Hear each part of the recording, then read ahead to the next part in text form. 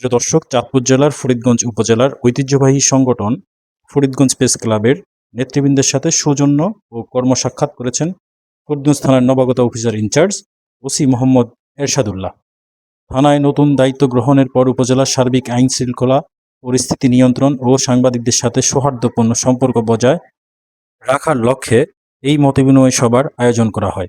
সৌহার্দ্যপূর্ণ পরিবেশে এই মতবিনিময় সভায় ফরিদগঞ্জ প্রেস ক্লাবের কার্যনির্বাহী সদস্য ও সাধারণ পরিষদের সদস্য সাংবাদিকরা উপস্থিত ছিলেন। সাক্ষাৎকালে নবাগত ওসি এরশাদুল্লাহ ফরিদগঞ্জের আইন শৃঙ্খলা রক্ষা, মাদক নির্মূল, জুয়া ও ইভটিজিং প্রতিরোধে পুলিশের অবস্থান জিরো টলারেন্স থাকবে বলে ব্যক্ত করেন। তিনি বলেন, পুলিশ ও সাংবাদিক কাঁধে কাঁধ মিলিয়ে কাজ করলে সমাজ থেকে অপরাধ অনেকাংশেই দূর করা সম্ভব। বস্তুনিষ্ঠ সাংবাদিকতা সমাজকে সঠিক পথ দেখায়। সাংবাদিকদের ভূমিকা ও সহযোগিতা চেয়েছেন।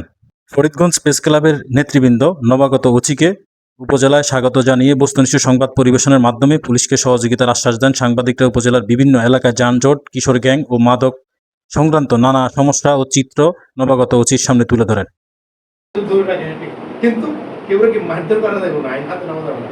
আমাদেরকে সেন্টার করবে, আমরা কোর্টে পাঠিয়ে দেবো।